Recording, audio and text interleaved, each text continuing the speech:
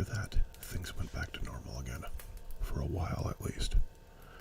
Down in the county seat, the state was preparing to bring John Coffey to trial, and Trebingus County Sheriff Homer Cribbis was poo-pooing the idea that a lynch mob might hurry justice along a little bit. None of that mattered to us on E-Block. No one paid much attention to the news. Life on the Green Mile was, in a way, like life in a soundproof room. From time to time, you heard mutterings that were probably explosions in the outside world, but that was about all. They wouldn't hurry with John Coffey. They want to make a damn sure of him. On a couple of occasions, Percy got to ragging Delacroix. The second time I pulled him aside and told him to come up to my office. It wasn't my first interview with Percy on the subject of his behavior, and it wouldn't be the last.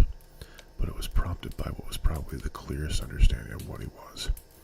He had the heart of a cruel boy that goes to the zoo, not so he can study the animals, but so he can throw stones at them in their cages. You stay away from him now, you hear, I said, unless I give you a specific order. Just stay the hell away from him. Percy combed his hair back, then patted at it with his sweet little hands. That boy just loved touching his hair. I wasn't doing nothing to him, he said, only asking how it felt when you know you had burned up some babies is all. Percy gave me a round-eyed innocent stare.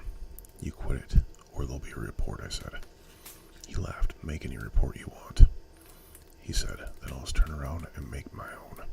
Just like I told you when he came in, we'll see who comes off the best. I leaned forward, hands folded on my desk, and spoke in a tone I would hope sound like a friend being confidential. Brutus Howell doesn't like you much, I said, and when Brutal doesn't like someone, he's been known to make his own report. It isn't much shakes with a pen, but he can't quit from licking that pencil, and he's apt to report with his fists, if you know what I mean. Percy's complacent smile faltered. What are you trying to say? I'm not trying to say anything. I have said it. And if you tell any of your friends about this discussion, I'll say you made up a whole thing. I looked at him all wide-eyed and earnest. Besides, I was trying to be your friend, Percy. A word to the wise is sufficient, they say. And why would you want to get into it with Delacroix in the first place? He's not worth it. And for a while, that worked. There was peace. A couple of times I was able to send Percy with Dean or Harry when Delacroix's time to shower had rolled around. We had the radio at night. Delacroix began to relax in a little scant routine of E-Block, and there was peace. Then one night, I heard him laughing. Oh, itchy nose. Harry Twirliger was on the desk, and soon he was laughing too. I got up and went down to Delacroix's cell to see what he possibly had to laugh about. Look, Captain, he said when he saw me. I done tamed me a mouse. It was Steamboat Willie. He was in Delacroix's cell. More, he was sitting on Delacroix's shoulder and looking calmly out through the bars at us with his little oil drop eyes. His tail was curled along his paws, and he looked completely at peace. As for Delacroix, friend, you wouldn't have known it was the same man who sat cringing and shuddering at the foot of his bunk not a week before. He looked like my daughter used to on Christmas morning when she came down the stairs and saw the presents. Watch this, Delacroix said, and the mouse was sitting on his right shoulder. Delacroix stretched out his left arm. The mouse scampered up to the top of Delacroix's head, using the man's hair, which was thick enough in the back at least to climb up. Then he scampered down the other side, Delacroix giggling as his tail tickled the side of his neck. The mouse ran all the way down his arm to his wrist, then turned, scampered back up Delacroix's left shoulder, and curled his tail around against his feet again. I'll be damned, Harry said. I trained him to do that, Delacroix said proudly. I thought, in a pig's ass you did, but kept my mouth shut. His name is Mr. Jingles. Nah, Harry said good-naturedly. It's Steamboat Willie, like in the picture show. Boss Howell named him. It's Mr. Jingles, Delacroix said. Any other subject he would have told you that the shit was Shinola, if you wanted to hear him too. But on the subject of the mouse's name, he was perfectly adamant. He whispered in my ear, Captain, can I have a box for him? Can I have a box with my mouse so he can sleep in here with me? His voice began to fall into wheedling tones I had heard 1,000 times before.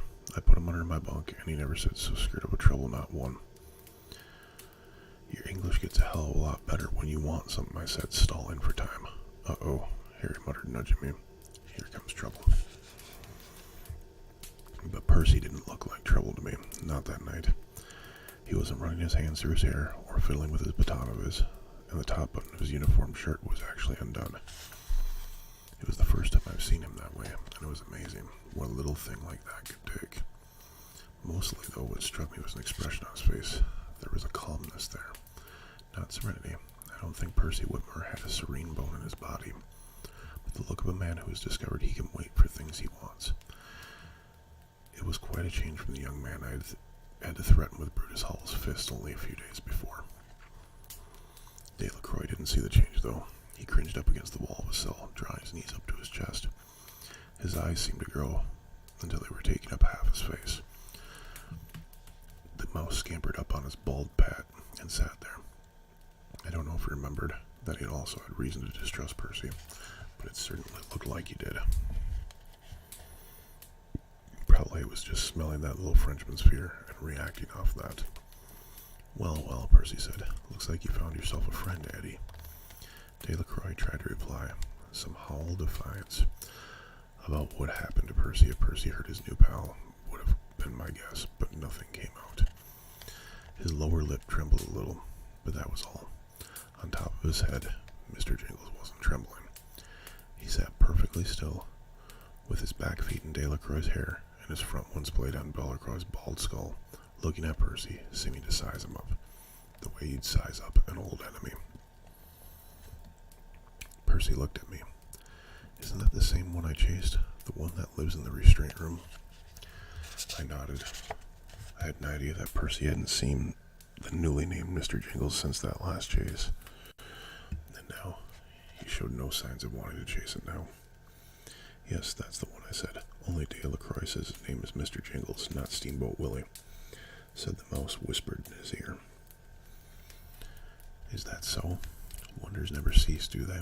I have expected him to pull out his baton and start tapping against the bars just to show Delacroix who was boss, but he only stood there with his hands on his hips, looking in. And for no reason. I could have told you in words, I said. Delacroix there was just asking for a box.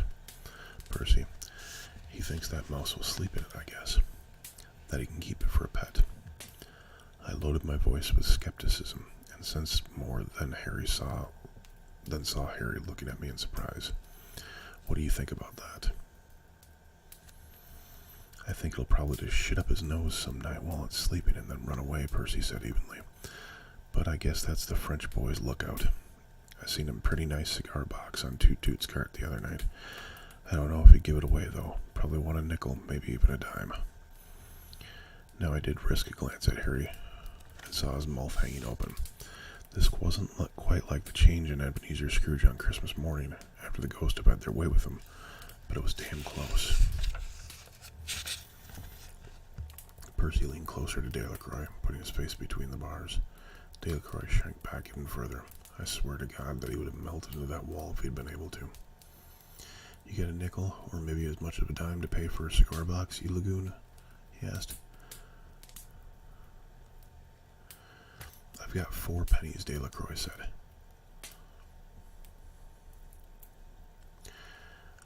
I'll give them for a box if it's a good way.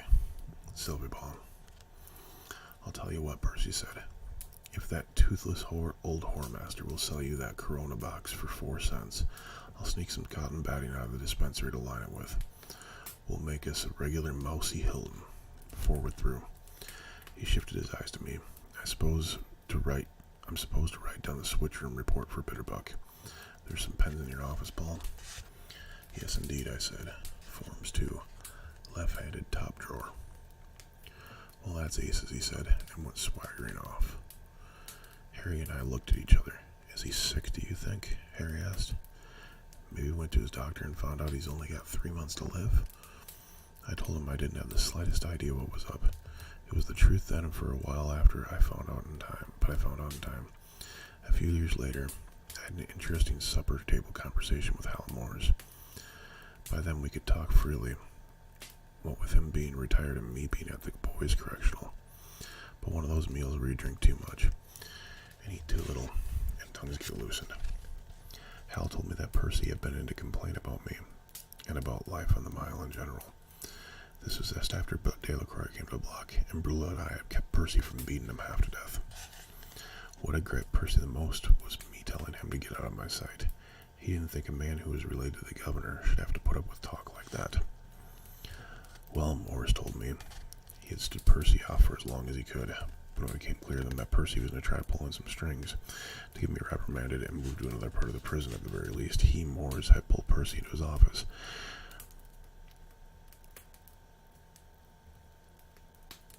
And told him that if he quit rocking the boat, Moores would make sure that Percy was out front for Delacroix's execution.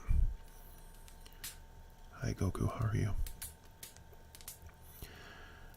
That he would, in fact, be placed right beside the chair. I would be in charge, as always, but the witnesses wouldn't know that. To them, it would look as if Mr. Percy Wetmore was the boss of the coalition. Morris wasn't promising any more than that, what we already discussed, and I got along with it, but Percy didn't know that. He agreed to leave off his threats and have me reassigned, and the atmosphere of E-Block sweetened. He had even agreed that Delacroix would keep Percy's old nemesis as a pet. It's amazing how some men it can change, given the right incentive. In Percy's case, all Warden Morris had to offer was the chance to take a bald little Frenchman's life.